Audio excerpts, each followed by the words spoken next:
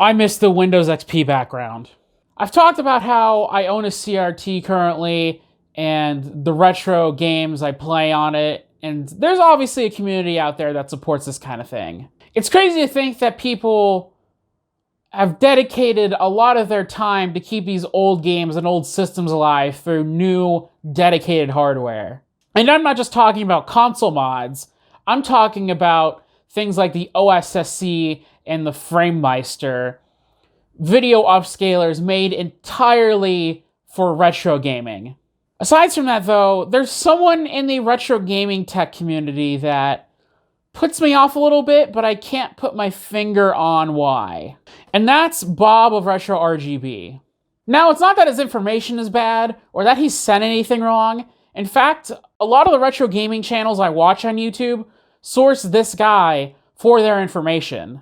When I watch him talk in videos, it just, no matter what he talks about, I just can't feel like I can completely trust the guy. Again, I'm not saying he's a bad person, these are just my feelings, and feelings aren't the truth. I don't know, maybe it's just the way he presents himself on camera, or his voice, but it just feels like he's like a little bit too nice. The way an actually genuine person, they wouldn't be that nice.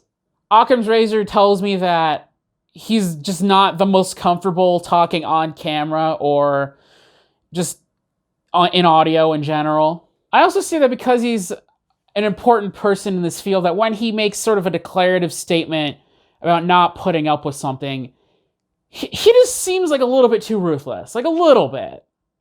Recently, there was an incident where Keiko, the company that was making American versions of the open source scan converter, were also found to be making illegal copies of already existing retro hardware that was closed source. Now, obviously, you shouldn't support a company that blatantly steals from creators and engineers like that. Now, I read Bob's response to this on the whole Keiko situation, and I don't know how, but it just feels like more ruthless than it needs to be. I don't know how, a very harsh and agreeable criticism like don't ever support this company from literally stealing from people feels too ruthless of a statement, but that's how it comes across to me. I don't know if there's other people in the community that feel this way, but I just need to get this off my chest personally. Now, I want to be forward and say that I'm not the best at reading other people's intentions, and obviously sort of the abstraction layer of reading text or watching a YouTube video where somebody has to sort of put on a show adds another layer to that. So this might just be a case of me just being an idiot and thinking that there's intentions there that aren't. Now, I don't want to ascribe any motive to the way that he talks and acts based on my perception. I'm not sure why I really feel this way.